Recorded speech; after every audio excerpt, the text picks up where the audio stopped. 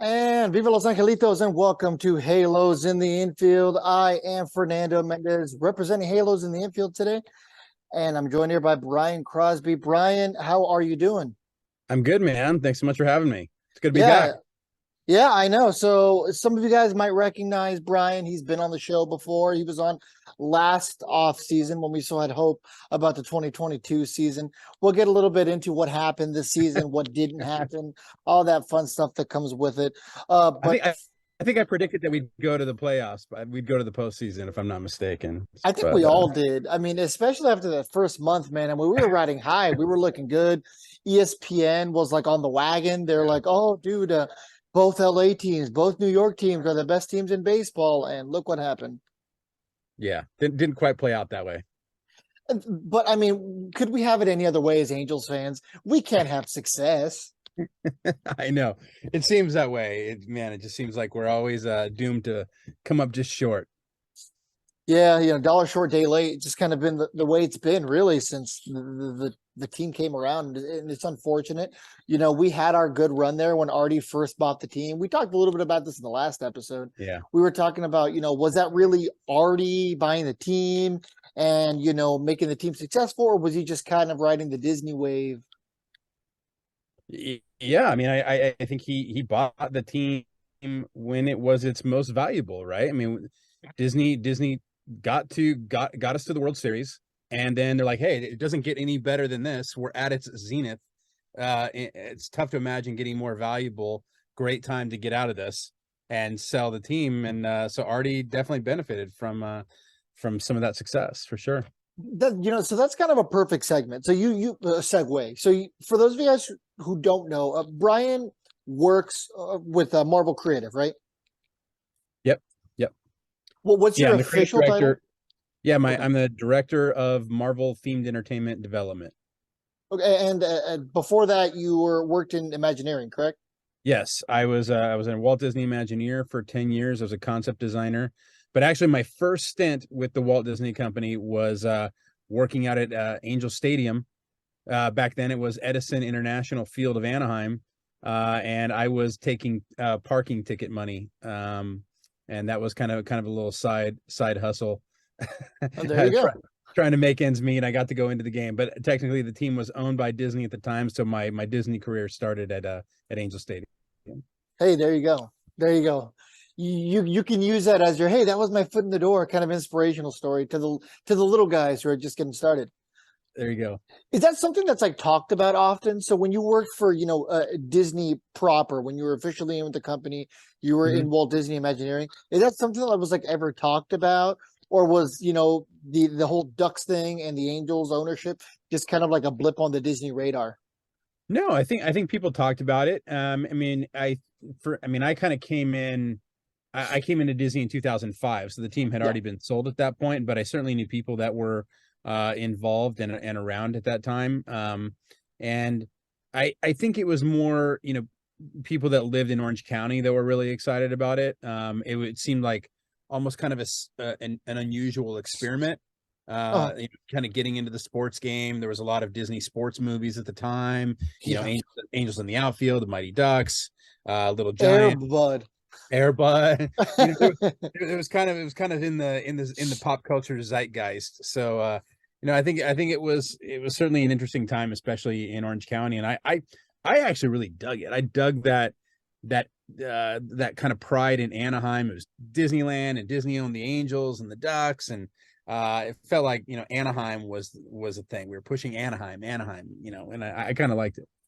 Yeah, right. They were embracing the community, they were embracing the town, and that's something we kind of don't get with current ownership. Yeah, It almost seems like Artie does the opposite. He pushes the city away. I mean, he dropped Anaheim from the title.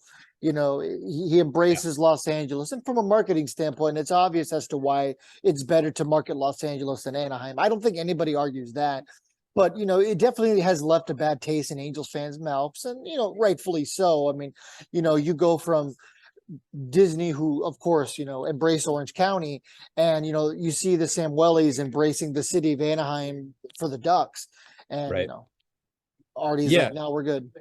Yeah, well, I think there's a long history of Disney wanting to attract attention to Anaheim. If I'm not mistaken, I don't know the exact story, but the way I understand it is that Walt Disney and Gene Autry were, kind of traveled in similar circles. I believe Walt Disney was actually a season ticket holder, and was kind of instrumental in convincing Gene Autry to bring the team down to Anaheim. So hey, we got something growing. I know you got the team up in LA, but we've got Disneyland. It's a growing community. We're building a new freeway, so on and so forth. Absolutely. Yeah. And so it has always behooved Disney, the Walt Disney Company, to attract people to Anaheim and build up Anaheim. So it wasn't a surprise when the Walt Disney Company bought the team, that they really leaned into that. They became the Anaheim Angels, had the Anaheim on the sleeve, and I think there was a lot of pushing the name of the city because it brings attention to the area, obviously with the goal of getting people to come to Disneyland. But if you own the Angels and the Ducks, it gets people to kind of make it more of a tourist destination, a vacation destination. Yeah, I mean, it's kind of funny because I mean, prior to California Adventure, in a weird way, I feel like the Ducks and the Angels were kind of like that second gate. You know what I mean? I Yeah. mean, it's like you said, it made Anaheim a resort destination. I mean, I remember in the early 2000s, there was always those rumors about like, oh, well, they're going to make a monorail around the Platinum Triangle. Like that was Right. a thing that like people were like hoping for, right? Hey, let's connect all this together. And that was before, the Garden Walk situation and all that. That was before Downtown Disney even. Yeah. I mean, it wasn't until what, 2001, 2002, where Downtown Disney was built? Yeah, I believe 2001. That's when California Adventure opened. So yeah, right about that time. And I still think that would be awesome. I mean, that would be just a ton of fun to connect all of those things. So who knows? We'll see I'm what sure the there's. OC vibe, and maybe like the OC vibe, and when and if a future Angels owner buys the land around the stadium, I mean, maybe that'd be a good idea for Anaheim. I mean, I would love it. I mean, if you've ever been out to Walt Disney World in Florida, I have, I mean the monorail there truly is treated like it's not a ride; it's a mode of transportation that gets you from park to park and to your different resorts and various locations. I would love to see something like that in Anaheim. I think that would be really cool to bridge everything together. yeah, I mean, there's some areas, especially airports, where like monorails are a feasible form of transportation. Yeah. I believe there's even a couple airports that still have people movers. Uh, yeah, I don't know. I mean, I've definitely been on monorails in airports. People movers, I'm not sure, but definitely monorails for sure. I see them from time to time. Okay, I could have sworn there was at least one airport that had a people mover because Disney addicts. I don't know. Oh, I'll message you about it later when I find it. All right. But yeah, so it was definitely a different time. I know there's a lot of Angels fans who either love the Disney days or hate the Disney days. But, at the end of the day, Disney did successfully bring a championship, the only championship this millennium, as far as I'm concerned, and most Angels fans are concerned, to Southern California. That's right. You can't argue with it, man. Yeah, exactly. Exactly. So let's go ahead and real quick talk about your opinion on the Artie Moreno exploring the sale of the team news. Now that we're kind of in that portion of the conversation, so what was your first impression when you found out that he was exploring the sale of the team? I mean, I think it seemed like that was kind of in the air, at least in the fan community. And you seem like there was a lot of people kind of talking about it, but you never know. You never know where their ownership is thinking. Whether that's in Artie's mind or not, or if it's just fan speculation. I don't have any insider knowledge or anything like that. But hey, I think if kind of he feels like he's run its course and he's done what he wanted to do and kind of feels like he wants to get out of this, then yeah, I mean, then let's bring some fresh blood in there, some new ideas, do something new.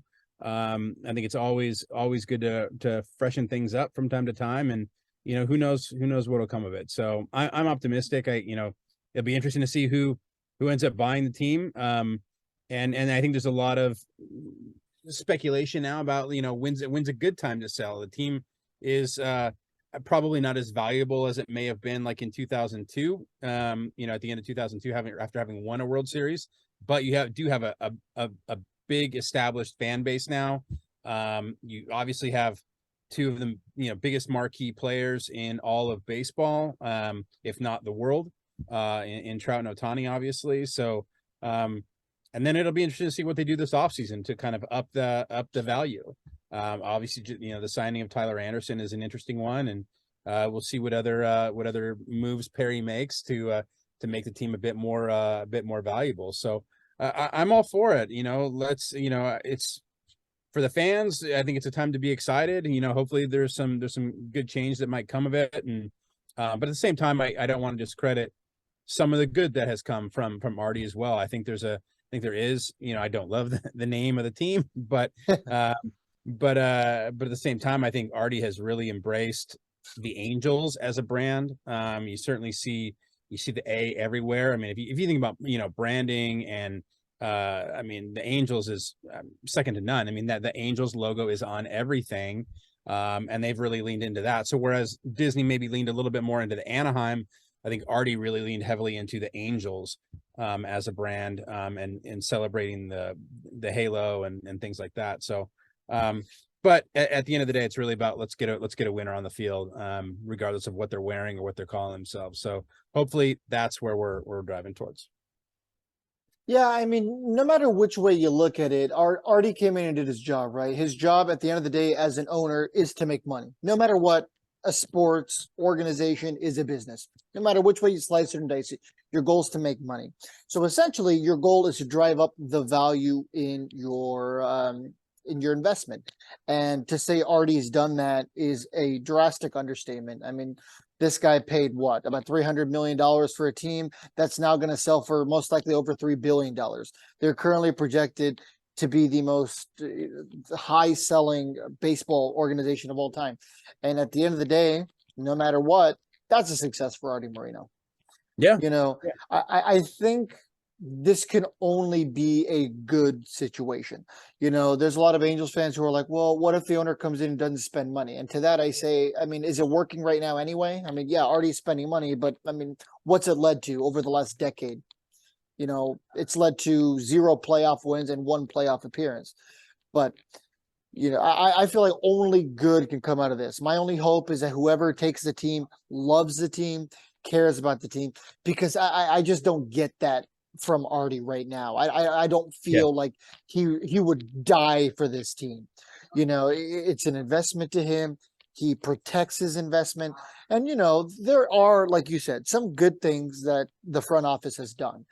The biggest is attract key free agents. Have those panned out? Almost none of them have.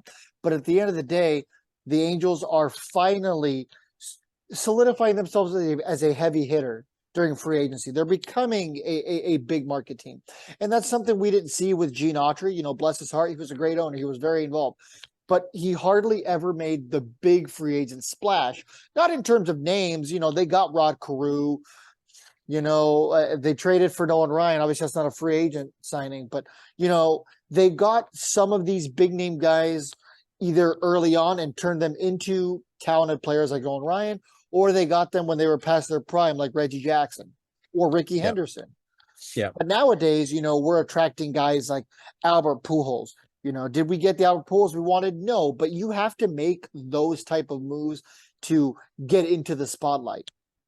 Yeah, and and additionally, you got to make sure you're developing, on the farm as well. You're drafting smart, you're developing players. The homegrown talent I think is super important. I think that helps you save money so that when you do decide to spend big on a free agent, you're not just spending just to spend, but you're spending smart money and filling holes, with marquee talent that hopefully are going to bring fans to the ballpark, but also help generate wins, which is the goal, right? And then filling in those other gaps with homegrown talent that hopefully you can save a little bit of money on, at least initially, until they get developed. But I think that's an important part of creating a champion. You look back at 2002, I mean, so many of those names were probably not known too well outside of Orange County. Yep. There was a few of them, but I mean, not many. I mean, they were largely homegrown, and they were a scrappy bunch who would do anything to win. And that that to me is more Angels baseball, and Yeah, I love that. That was how we played under Mike Scioscia, and I hope that kind of comes back, that scrappiness. I want to just add, to your list, not just love the team, but also hopefully love the area. I think of that course. love Anaheim, love Orange County, love Southern California. I think that's where Gene, was unmatched. He loved this team.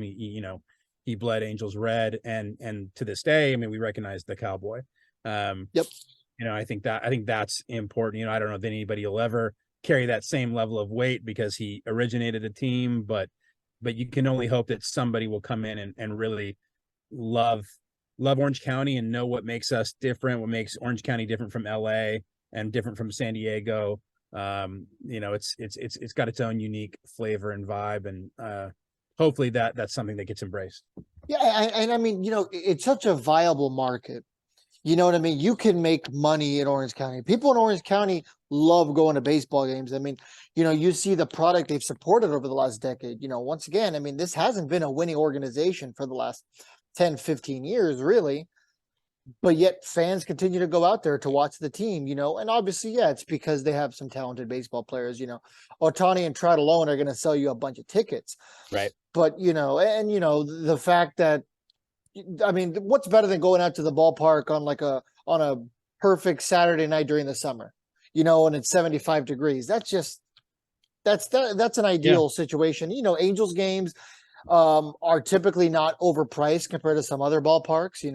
I'm sure you've been to some expensive baseball stadiums. Yeah, they're a great time, but for somebody who has a family, it's not always feasible to pay $200 to take a family of four to a baseball game. Yeah. But Angels games are pretty affordable. But at the same time, I think fans will only, watch an inferior product for so long. Absolutely, So absolutely. there are a lot of other options. We are an entertainment hub. There are a lot of things to do, a lot of ways people can spend their entertainment dollar. And in a time when people are, watching their wallets maybe a little more closely than they were previously, I think you got to make it worth their money, and certainly seeing players like we've already mentioned, certainly help that. But at the end of the day, got to put a winner on the field, and that's just going to keep people coming back, is when they can watch a great product. So let me ask you this super loaded question. I guess probably get your short answer, because I mean we could probably talk a whole episode about this. In your personal opinion, what's the likelihood that Shohei Otani is going to stick around past this Dude, season? I know. I mean, Super loaded. I get it. yeah. I mean, I hope he does. I mean, he's an amazing, once in a lifetime, not even once in a generation, once in a lifetime talent. We're seeing somebody do something that no one has ever done. Yep. Not Babe Ruth, nobody. Like, nobody has done what he's doing. And he's now done it, in back-to-back years. He actually got better, in 2022. Yeah, absolutely. So, he's obviously going to command, if they do decide to move him, hopefully they get, some pretty incredible value for him. A lot that can add a lot of value to the team. But he's going to be tough. He's going to be, an expensive get. Yeah. So I'm hopeful, because I love watching him. I love the way he carries himself on the field. Same with, I do say that about the Angels across the board. They seem to, I don't know any of them personally, but they seem to be good people. They're good with the fans. Trout is still one of those guys that I like to tell my boys, if there's somebody you want to emulate on the baseball field and maybe even in life, watch that guy. Watch the way he carries himself. Watch the way he does interviews. Watch the way he gives credit always to, it's not about him. He gives credit to his team, gives credit to his family, gives credit to, the organization, incredibly grateful human being. And that's awesome to watch as a dad, somebody that, you hope your kids want to emulate. And I think, Otani, obviously doesn't have the communication, skills that, that maybe a Trout does, and, just the language barrier, but, he always comes across as, very humble and genuinely excited to be there. I love seeing him clown on some of the other players. I think that stuff is awesome. And like I said, he's He's amazing always to watch. having fun. Yeah, he's just amazing to watch. So I mean, I don't know what my level of optimism is that he'll stay, but I really hope he does. I think it'd be great to keep him around for a while. Yeah, I think Angels fans across the board will agree that you have to go all in this year to prove to him that you're committed to winning because, you know, up to this point, he hasn't seen a winner. He just Right. hasn't. Yeah. I mean, does any team want an all-star hitter in their lineup? Yeah, Yes, everyone does. Does anybody want an ace in their rotation? Yeah, we all do. And you get 2-for-1 with this guy. So like absolutely. he's yeah, I would love to see him keep him, but yeah, it's probably gonna be tough. Yeah, we need to stop this. He's the Japanese Babe Ruth and start saying, no, he's the Shohei Ohtani. I mean, Babe Ruth wasn't doing what Shohei Ohtani's doing. I mean, Babe Ruth said himself. Babe Ruth is the American Shohei Ohtani. Yeah, exactly. Exactly. I mean, you mean to tell me that if, you were to resurrect Babe Ruth, give him the skills of his prime, he'd be able to stack up against, the Yeah. physical specimen that is Shohei Ohtani? I mean, it wouldn't be fair. I mean, Babe Ruth was pitching probably 60 miles an hour Yeah. compared to 102, you know. It's always tough to compare generations. I mean, Yeah, obviously it's not fair. Ruth was he was a monster of a man, and in a and certainly reinvigorated the game in a completely new way. I mean, how do you not commend that and recognize that for what it is? But I mean, I love that the global attention that Shohei Ohtani gets is unrivaled. He's really special. I'm glad that we get to watch him play. So, I mean, do you kind of acknowledge your role at Marvel the same way? You're kind of like, oh, well, like the Stan Lee era was like a different era. Now we're in this era. Do you kind of do the same thing? You're like, no, No, we can't. no, no, I don't. I think anybody who works at Marvel, I think you have to recognize that we're standing on the shoulders of giants. When they created these characters, they created these icons that have stood the test of time.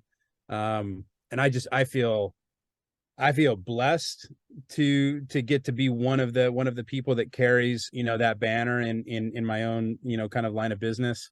And it's a lot of responsibility. People love these characters and they love these stories, and it may not be life or death, but these stories give people a lot of escapism, and they can see themselves in them and hopefully become um uh role models, a way to live your life and how to make good decisions and how to be heroic in your own life.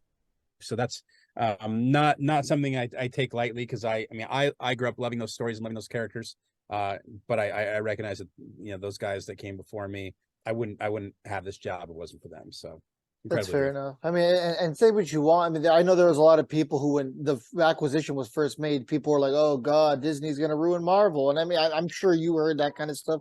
You saw it on the internet, I'm sure. People said the same thing about Star Wars.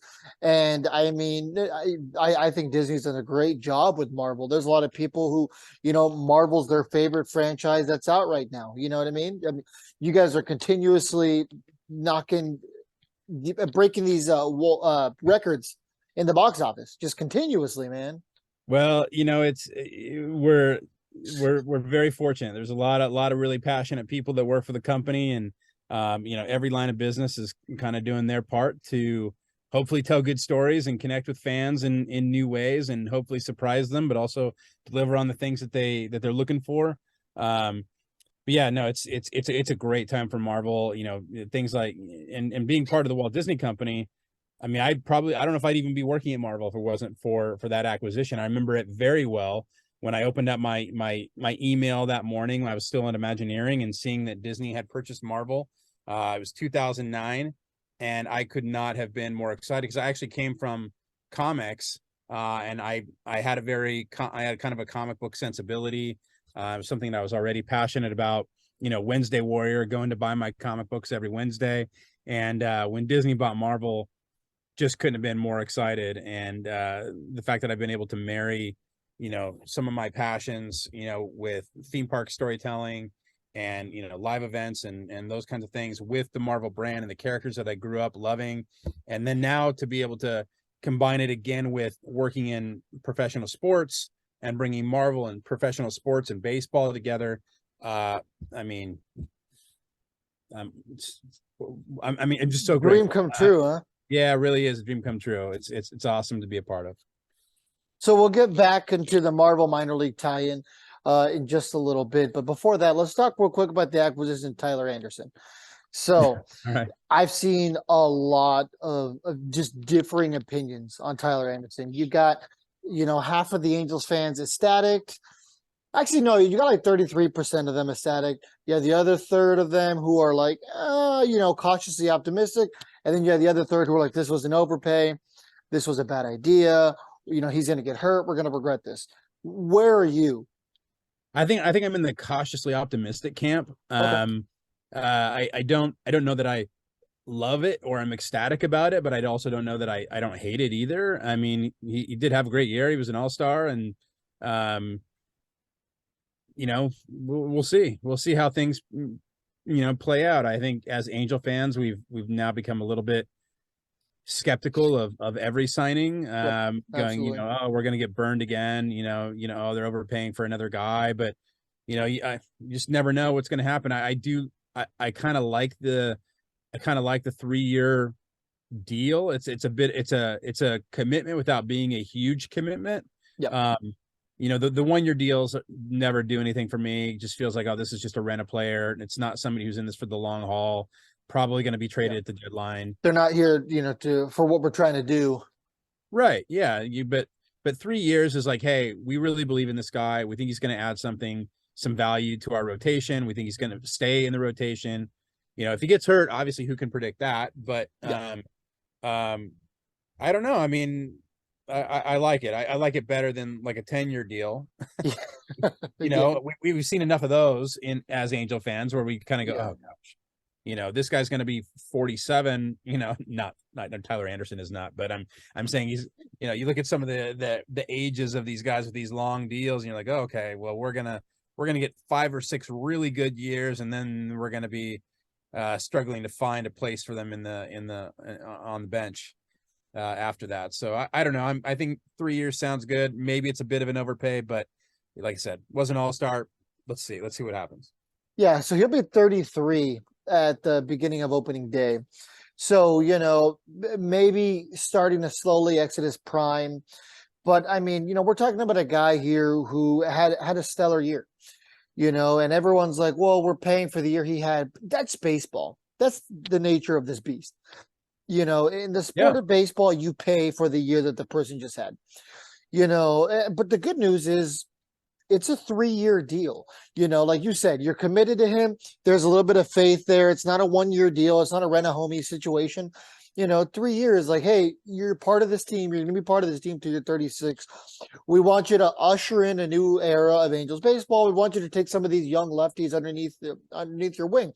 I'm assuming that's what this is, right? You have Reed Detmers, you have Patrick Sandoval, you have Jose Suarez, you have Kai Bush waiting. You have these lefties who are, looking to really make a name for themselves in this rotation. And the good news is we don't need Tyler Anderson to be an ace. He needs to come here and be a number 3, maybe a number 4 in the rotation. He's not better than Ohtani. I don't think he's better than Sandoval. He might not even be better than Detmers when Detmers is on, Yep. After Detmers came up from AAA, he had a great rest of the season. So, we're once again talking about a number 3, number 4 in the rotation. For $13 million, could that be viewed as a little high? Sure.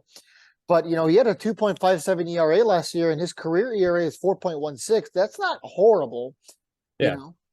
I don't think, by today's standards, I don't think $13 million It's a lot of money. Yeah. for a guy that's coming off of a year like that is crazy. Yeah. It's for us regular people, $13 million sounds insane, but I think in baseball language, it feels kind of on par for a guy like that. So I don't know. Like I said, cautiously optimistic, not over the moon about it, but also don't hate it. I think if we're talking about a 2-year deal, people are a little less, cringe about it. I think people are like, okay, 2-year deal. All right, no problem. But, I think maybe the 3rd year, for whatever reasons, what scares people. Yeah. And the 3rd year is what actually gets me what actually gives me a little bit more hope. Then I feel like let's build a team, and let's roll with it and try and build some guys around it, allow some guys to develop. And if a 3-year deal feels like something that's a bit more of a commitment. Okay.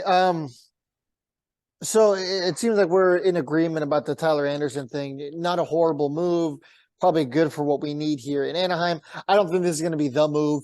I think there will be some other moves made. Will it be for a starting pitcher? Obviously, that's kind of to be determined.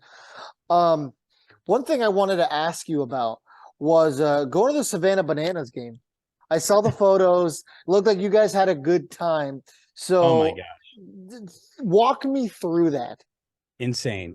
So I've been, in some of what I've been working, all these pro sports activations that we've been involved in at Marvel, Marvel Superhero Days and the minor league baseball program. I'm working with a group called Athlife Unlimited, and they are really our kind of our partners in putting together a lot of these deals, working with us at Marvel. And Katie Bankary is one of my partners that works over there, and she introduced me to the Savannah Bananas. She's like, you got to see this team. She's like, the best way I can describe it is they're kind of Harlem Globetrotters-esque of baseball. I had not heard of them.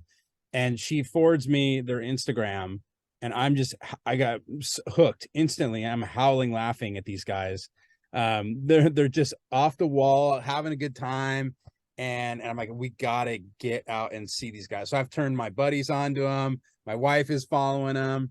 And so my wife gave me for Father's Day, she gave me like a Savannah Bananas shirt, a Savannah and a hat, and I was just getting into it. And she was trying to get tickets desperately. You have to get on a waiting list. It's hard to get tickets. Yeah. And I've tried.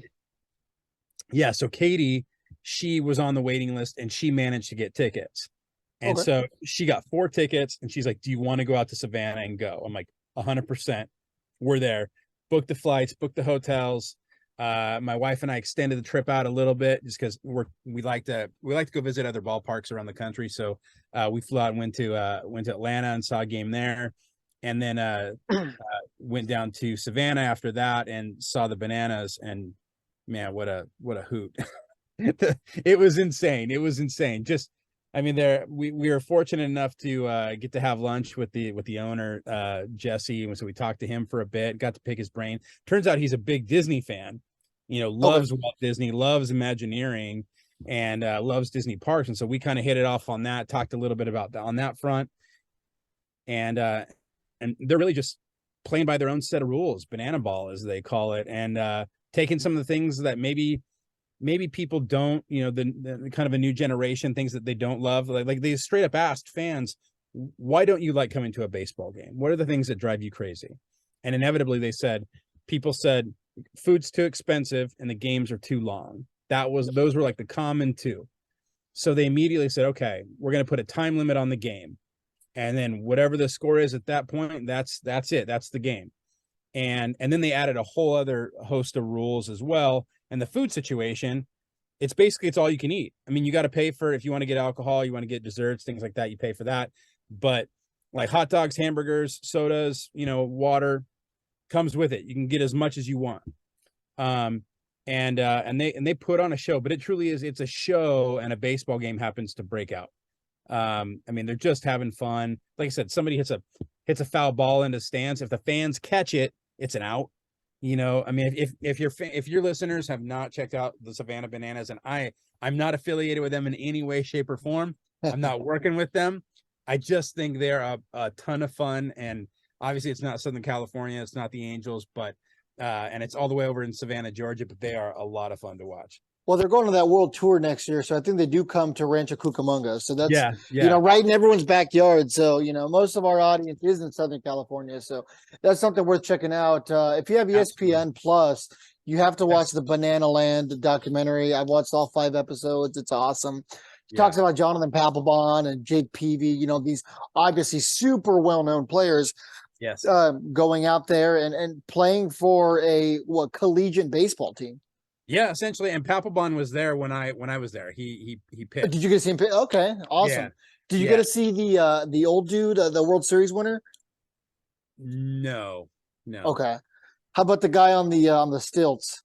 Yes. Yeah. Okay, So the that's guy awesome. pitched in stilts. Uh, we saw them come out in kilts. We saw them do a whole dance number. What we didn't get to see, which I wanted to see, is the way, if they get to the end of the game, basically the way it's Oh yeah. structured. Yep. Yeah, if you basically win the inning, so it's like not all your runs count. So if you get more runs than the other team, you get 1 point, so you won that inning. Yep. And if you're and in the last inning, once they have 10 minutes left in the time clock, then that's the last inning, and that inning all runs count. And if you end up in a tie, then it's like basically 2-on-1. It's a pitcher against a hitter, one fielder. The pitcher throws to the hitter, he hits the ball, and then he just starts going. And he goes all the way, and he can get as far as he can. And then the fielder has to go and retrieve the ball and try and get him out at home. Yeah, the showdowns is what they call them. Yes. Yeah. And if there's a walk, the ball's live. So they can run as far as they can before every player on the field touches the ball. So the catcher throws it to the second baseman, the shortstop, the third base, first base, left field, center field, right field. Every player has to touch the ball. Meanwhile, the runner's going. Yeah. Also on a pass ball, live ball, the batter can steal first. Pass ball, he can take off for one. It's bonkers. Like I said, they've just making up their own rules, and it is so fun to watch. Yeah, it'll be really, really interesting to see how far banana ball gets. I don't think it'll ever be a Major League Baseball situation, but it'd be really fun if maybe like some of these spring training games or something, they're like, oh, let's just sprinkle this in here, or maybe some minor league games. I mean, why not? Why not? Yeah. Like I said, I don't think banana ball will ever be a Major League Baseball thing. But No, hey, if you can sprinkle some excitement into, quote unquote meaningless games for spring training, why not? Hey, yeah, something for the fans. Yeah, I think like a spring training thing, like you do an exhibition game, I think would be a lot of fun. Yeah. Or even getting a college baseball team involved or something like that. I think that's the right format, and because the stadiums are smaller, I think in a large, full size major league stadium, I don't know that they would. I don't think they get their show would translate to that big of a venue. That's just me. I don't know. Maybe it would. We'll see. Aren't what they happens, supposed to play at Fenway? I'm not sure. I don't know about that. Yeah, because I'm pretty sure that was the big thing about the documentary, right? Like Jesse was like, "Oh, I've always wanted really? to have a game at Fenway," and they're like, "Oh, the Red Sox called," and that was like how the documentary ended. Well, I mean, hey, Jesse and his team over there, the Bananas, they are coming up with all kinds of craziness. So I wouldn't put it past them. They're always trying new things. In fact, he actually told me, he said they run their team in the same, using the Saturday Night Live model. They get together on whatever Monday morning, they start brainstorming ideas, and then they work out those ideas throughout the week until they get to the weekend when they play the games, and then they try a lot of these new gags and things that they had come up with through the week. So they're always trying new stuff. So it's really interesting what they're doing. It's really fun. I mean, and it's kind of what they have to do, right? You know what I mean? Just to try to be attractive in the baseball market, because for a team like the Savannah Bananas, I mean, they could easily be irrelevant, but because they do so much to stand out and make the game fun and interesting to maybe the casual fan, it's a good idea for what they're trying to do. Absolutely. I love what they're doing over there. Hey, it gets people excited about baseball, and then really, I mean, what more could you ask for? Yeah, absolutely. So yeah, okay. Savannah Bananas is definitely something that I'd like to go for an actual game. I got to drive outside the stadium. I had to go to Savannah for work last month, and their season had already been over, but I did get to go out and see the oldest stadium in baseball, they call it. Yeah, it is. And we did tour that stadium, Grayson Stadium out there in Savannah. Babe Ruth played in that stadium. You might know him as the American Shohei Ohtani. There you go.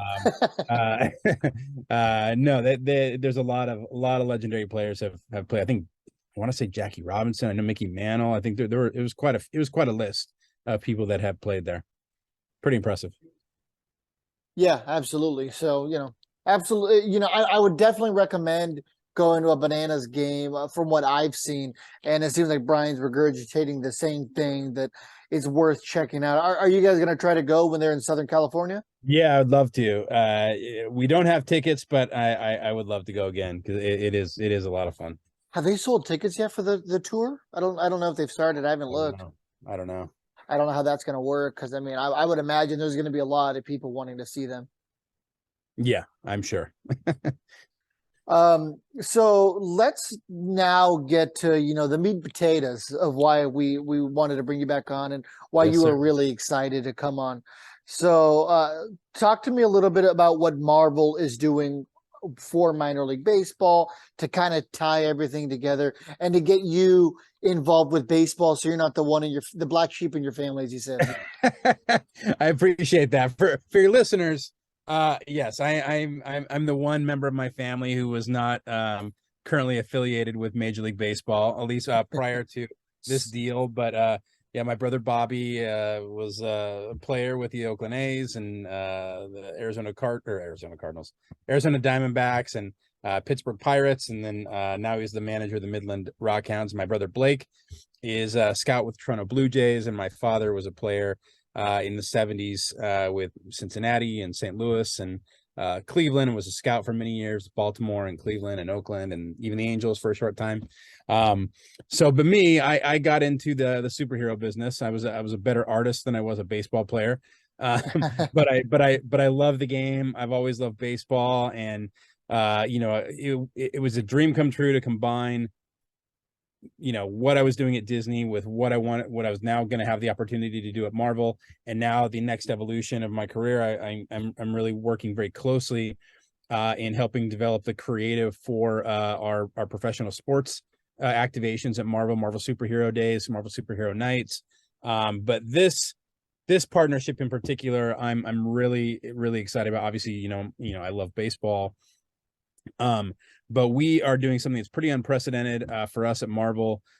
We've partnered with minor league baseball, and we come up with a new program called Marvel's Defenders of the Diamond. And not only we're doing Marvel Superhero Days at the minor league stadiums that we've been doing for the past year and more. We're now actually doing something completely new, which we announced at New York Comic-Con just about a month and a half ago, that we Marvel are taking 96 of the different minor league baseball teams, and we're redesigning their logos.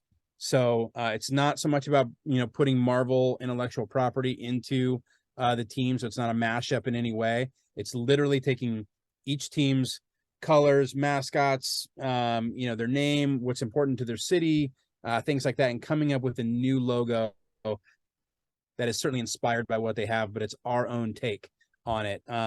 And so we commissioned a few of our internal Marvel artists to take a crack at it.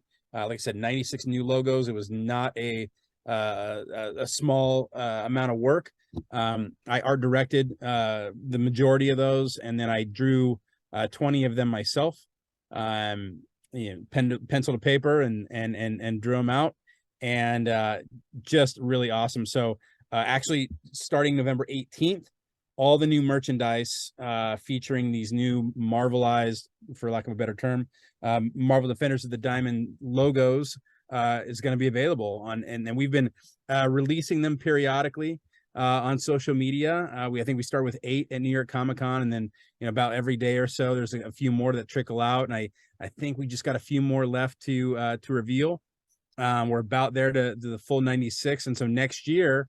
The teams are going to be, for select Marvel Superhero Days, they're Marvel Defenders of the Diamond Days. They're going to be wearing these uniforms and these new logos that we've designed, and it's been so fun. I mean, I love working with a team of minor league baseball, and it was really interesting for us to kind of be on us at Marvel to be on the other side of the table, where we are now working for a different client. So we're, it's not so much people bringing ideas to us and we're having to react to Marvel proposals, but us taking on some of the iconography of each of these different teams. So yeah, just been a lot of fun to dive into. How many total people do you think are involved with this project on the Marvel side? On the Marvel side, not very many. Okay. Marvel's a pretty, lean organization.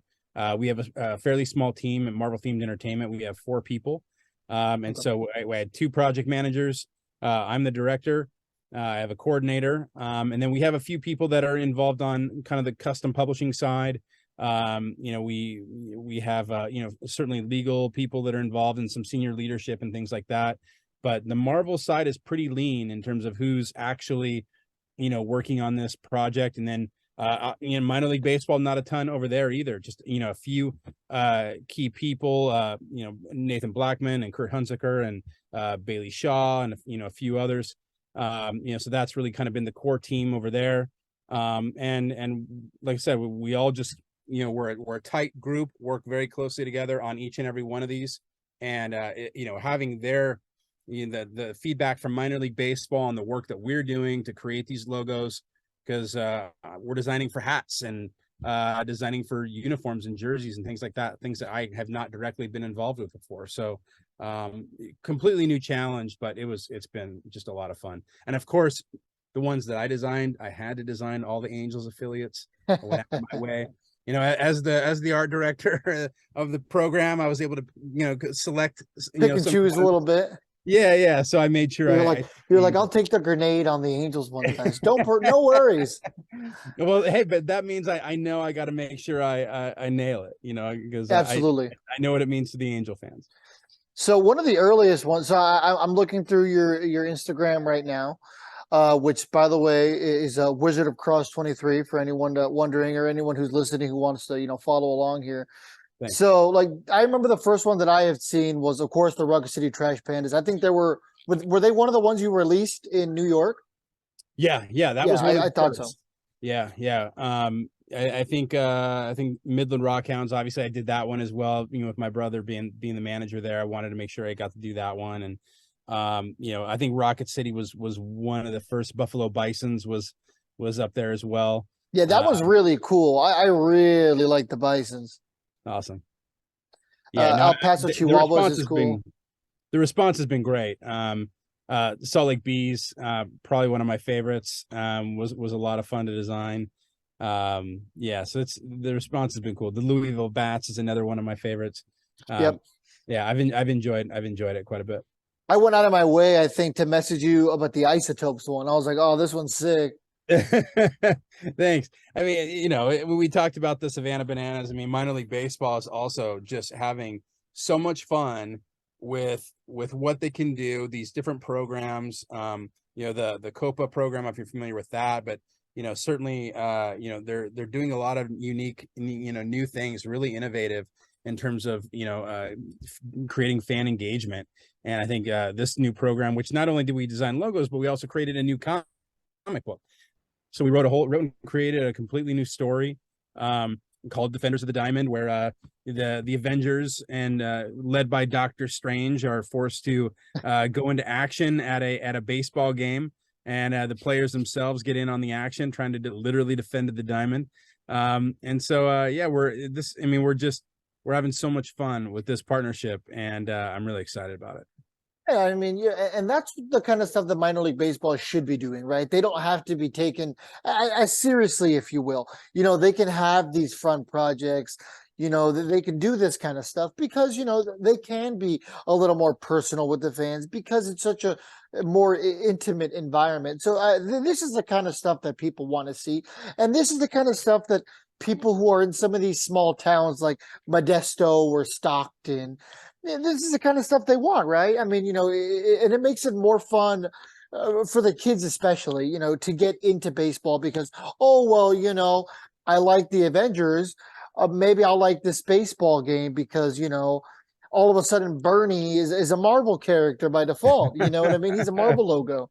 Well, I think that's certainly part of it, right? I mean, I think it's everybody benefits. Hopefully the Marvel fans will take to it and maybe get engaged in their local baseball team, go out and see some minor league baseball games, and hopefully the minor league baseball fans that are already going will maybe learn a little bit about Marvel and who the Marvel characters are if they don't already know. So it really is a win-win for the fans. It's something new, something we've never done before, that minor league baseball has never done before. We at Marvel have never done before. So far the fan response has really been phenomenal. Yeah, I'm excited to see what comes out of the future for this. I mean, I know the last time you were on the show, you had told us a little bit about the NBA game you guys did, right? Where Yeah. you guys were, well, it was the Golden State Warriors versus who? You remember? That was the New Orleans Pelicans. We did the Arena of Heroes, Marvel's Arena of Heroes, and that was a ESPN2 broadcast.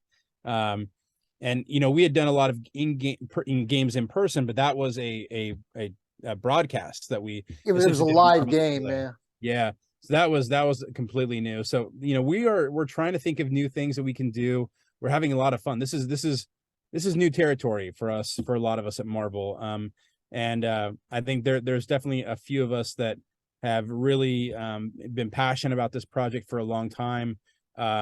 Unfortunately, one of my key partners in the sports activations, Mike Pasciullo, he passed away just a few months ago.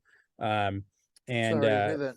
thank you. He's a dear friend. I miss him greatly, and but his fingerprints are all over this program. He's a big Philly fan. He loved the Phillies, loved the Eagles, There you go. of Penn State. He was All Philly all Philly the all the time. Rocky's his favorite movie, the whole bit. I mean, he was all in. So yeah, I miss him a lot. And Eats Philly cheesesteaks for breakfast, lunch, and oh, dinner. 100%. Yeah, that's Mike. Yeah. And he's such a great guy. Great, loved sports and loved Marvel. And he really drove a lot of these early partnerships and trying to carry the torch for him.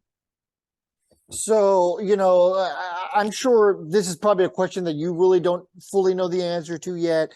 And, and if you do, you probably can't say too much, but is this something that we can expect to see more of in the future? Marvel getting involved in things that they haven't been in the past to, like you said, try to, get some casual, Marvel fans maybe on board, who maybe wouldn't care for Marvel, or vice versa. Some Marvel fans who don't care about baseball or football, basketball. Is this something we can expect to see more of now? Yeah, I mean, I hope so. I mean, I think the fans will tell us if we're on the right track or not. People kind of vote with their dollars, with their feedback. We hear and see all of it. So if people are digging it, then we'll keep doing it, and hopefully we can do more. But I think we're always going to be trying to reach new audiences. We're blessed to work at a time at Marvel where, as we talked about at the beginning and the top of the show, there's a lot of product out there. There's a lot of great movies and TV shows and video games, and so of course comic books every week. Now we're in theme parks and things like that. So and doing live events like I do. And so there's a lot happening in the Marvel universe, and a lot of people are familiar with our characters. Getting familiar with new characters like She-Hulk and Ms. Marvel and Moon Knight, and characters that are now starting to enter that pop culture zeitgeist. And hopefully we're able to find new ways to reach new fans in different regions, different demographics. But we never want to abandon or alienate, our core, the people that have stood by us and loved us. Like, those people are incredibly important to us. We want to make sure that we're staying true to what they fell in love with in the first place. Yeah, I mean, this must be, really strange for, especially someone like you. I mean, you said you grew up a fan of the comics. I mean, I don't think there's ever been a time where Marvel's been just so easily accessible. The shows, the movies. I mean, you can go on Disney Plus now on your phone, your iPad. You can just pop on a Marvel movie. I don't have to, go out to Target and get Iron Man in the DVD section. It's right there, whatever you want. And, there's continuous content. There's blockbuster movies coming out, in some cases multiple times a year. Now we have Marvel entering the world of sports, which, I mean, is something completely different, and something that I'm sure if I would have told you as a kid, you would have been like, no, bro, that's crazy. There's no way that they'll ever be doing that. And, here we are. And, this is most likely the first step, not the final one in Marvel, spreading its wings out. Marvel's only getting bigger and bigger, brother. It's crazy. Yeah, no, it's great. It's a great time to be a fan, great time to be a sports fan, great time to be a Marvel fan. And I think there are actually a lot of Marvel fan or sports fans at Marvel. And we're seeing a lot of crossover in terms of the fandoms. So yeah, like I said, we're really enjoying this partnership right now. And hopefully the fans dig it and we can keep doing more, because man, the more I can keep bringing Marvel and baseball together, I'm right there first in line. Yeah, right. Yeah. You've had to do some stuff with football too, right? With the Giants in the past, you'd said? Yeah, we've done stuff with the Giants. We just wrapped up a partnership with the Indianapolis Colts. Yeah, we've been doing across, we've done stuff with Major League Baseball, with the NBA, with the NHL. Yeah, the Giants stuff was pretty cool. One of my kind of side gigs as part of my job is I do some tutorials. I'm one of the hosts on our Marvel HQ YouTube channel called Marvel Draw, where I teach kids and beginning artists, families, how to the kind of the basics, the step by step of how to draw some of our Marvel characters. And so if any of your listeners have kids, or they want to learn how to draw themselves, you can go on our Marvel HQ channel and see some of those videos. And then I've been doing it live at D23 Expo and San Diego Comic-Con and New York Comic-Con.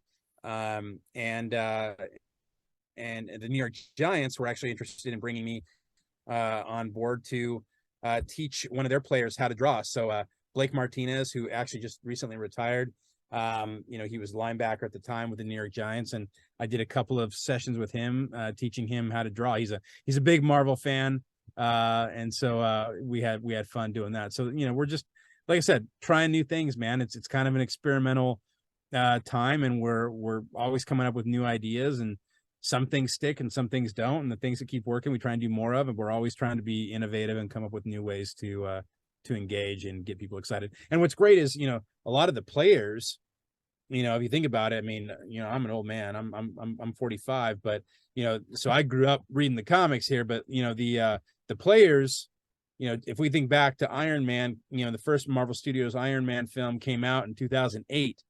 So, I was already a working professional, but a lot of these players, they were kids. Yeah, that's what they remember. That's what they grew up with. That's what they grew up with. Yeah. Yeah. So, I mean, that was 12 years ago. So if you're a 22-year-old player, you saw that movie when you were 10, right? So now these professional athletes who are 22, 23, 24, they grew up watching these Marvel movies. They are fans themselves. And now they're becoming parents, and they're reliving Marvel through their kids' eyes. So it's a completely new ball game, no pun intended, with this new generation of fans that are now professional athletes. So it's pretty cool. Let me throw a monkey wrench at you real quick. Who's your favorite DC branded superhero? I don't know what's a DC. Oh, here we go. I was like, what? I've never heard of it. I mean, come on. No. You had to have been a fan of the comics back in the day also. No, yeah, sure. I mean, they have great characters over there. I mean, I think anytime DC's doing great stuff, it inspires us to do more great stuff, and it's good for the industry. Absolutely. I mean, I'm a wrestling guy, so it's like WWE and AEW. You need a competitor. So maybe the other brand doesn't get complacent, and obviously Marvel's not, but you get what I'm saying there. No, I mean, yeah, absolutely. No, I mean, I love those characters. I grew up watching those characters, and Batman was always my favorite of the group. Okay. So I was kind of gravitated towards Batman. I like the kind of the street level characters. So yeah, if I had to pick one, definitely Batman. But I'm always first in line to see what they're doing, and it's exciting when things are going well and things are going good, and hopefully we can elevate and figure out a way to do it just a little better. Yeah, I mean there has to be crossover amongst amongst you guys, like at a lunch table, right? Like, oh, did you guys see Black Adam? Oh yeah, I did. No, of course, yeah. I mean, it's comics, it's superheroes. We love that stuff, and and sure, of course, we see what they do. I'm sure they see what we do, and it's a healthy rivalry. Yeah, yeah, absolutely. I mean, I'm sure you guys made fun of Batman versus Superman too, and that seemed to be a consensus, not a great film, but that's just part of it. That's just part of it. Yeah. You guys have been really, really good at Marvel. Not too many flops at all that I could think of. So Well, fingers crossed. Let's keep it yeah, going. yeah, right, Go see absolutely. Black Panther, Wakanda Forever. Yeah, yeah. Do you want to plug that for a second? I mean, I know that's the big blockbuster right now for Marvel. Sure. Yeah, yeah. I mean, obviously, yeah, that's the big movie. Get out and see it. Marvel Studios, Black Panther, Wakanda Forever. It's a great movie. It's very touching. I'm not going to spoil anything if you Oh haven't yeah, seen it. So, definitely go through and stay through the credits like always. And it's a big cinematic adventure. So, go enjoy it. And but at the same time, don't forget about all the other cool stuff that's happening in the Marvel universe. We're back doing conventions again and doing lots of live events. I'm working on escape rooms and all kinds of fun things. And certainly we got big video games coming out like Marvel's Midnight Suns and Spider-Man 2 and there's shows on Disney Plus. So it's and comics every week. Every week we're cranking out lots of Marvel comics. So there's never a time when you shouldn't be consuming Marvel in some way, shape, or form. That's the there you goal. go. My kid loves escape rooms, so if there's ever any in Dallas this spring up, you gotta let me know. All right, we'll do. We'll do. Yeah, he's a big fan of that stuff. Right. Um, so real quick to tie it back into the Defenders of the Diamond.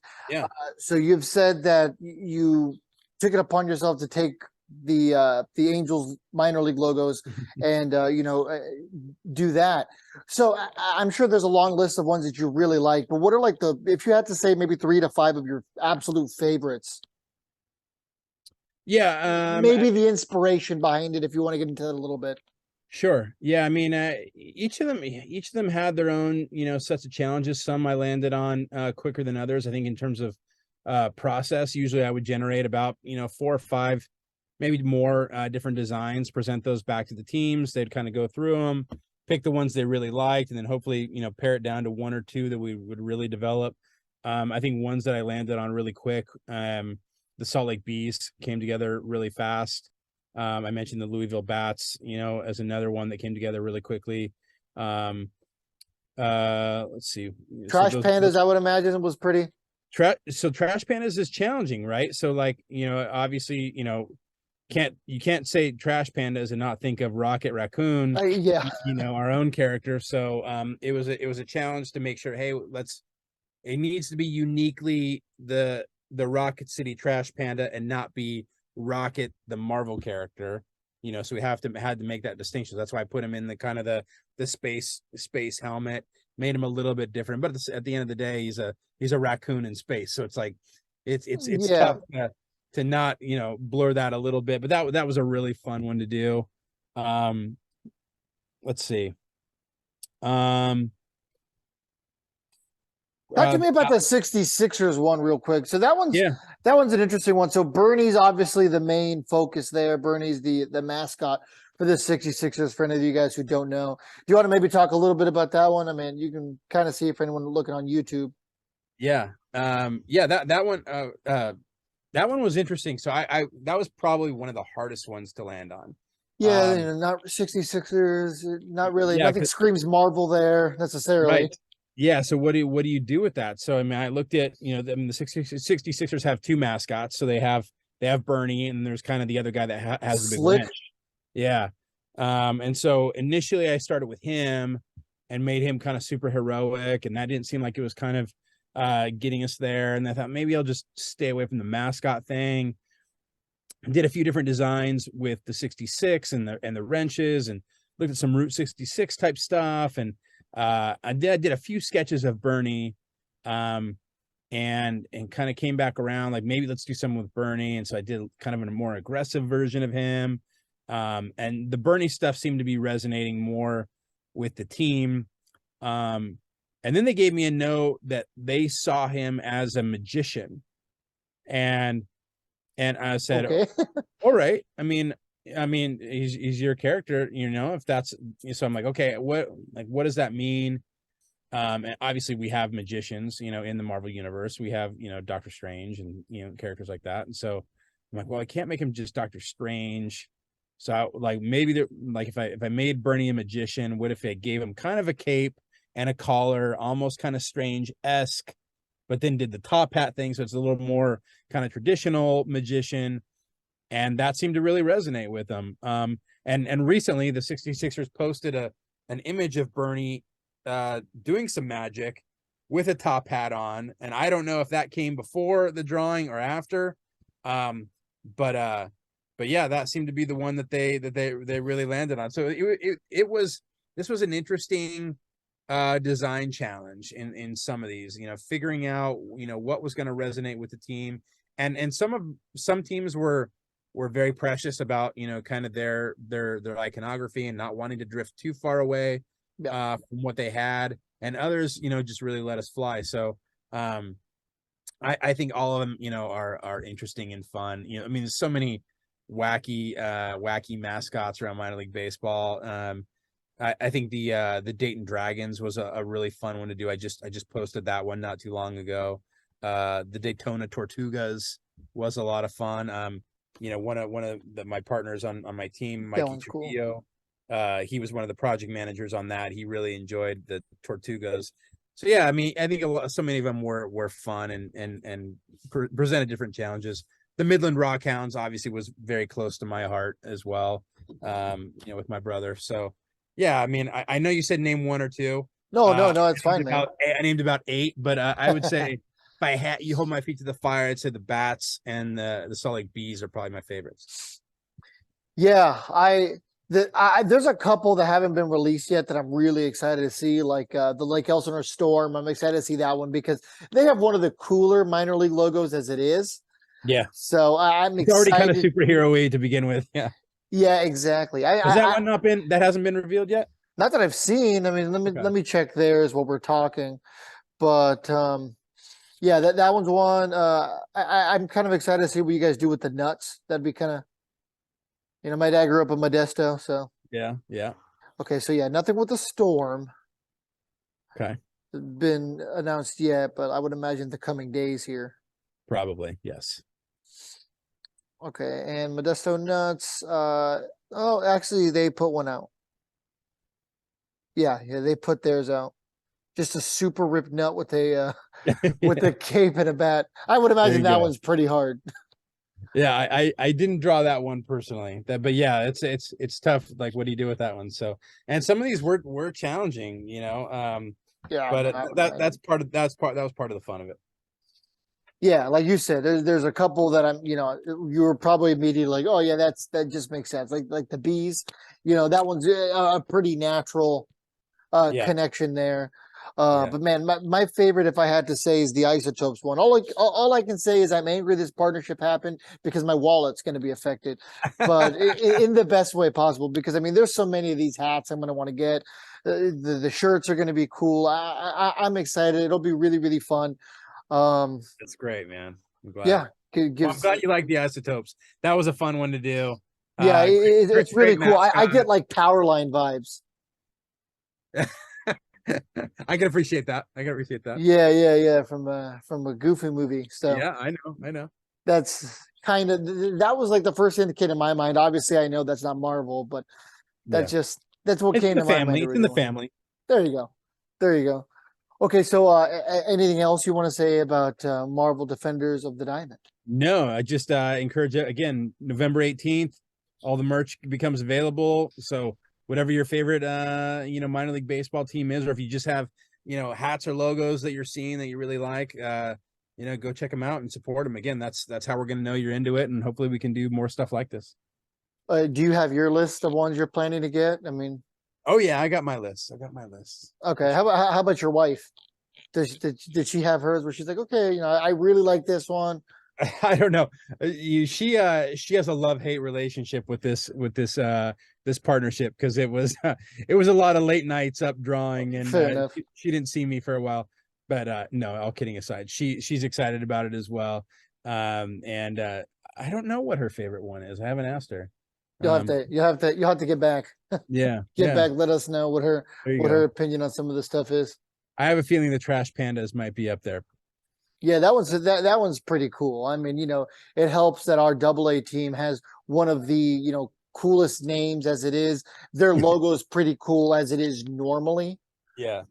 So, kind of a perfect storm. Then now they have one of the cooler Marvel logos as There you well. go. So, yeah, no, I'm a big fan of the very partnership. subtle rocket on his forehead. If you didn't pick up on that, I did, right on the line right there.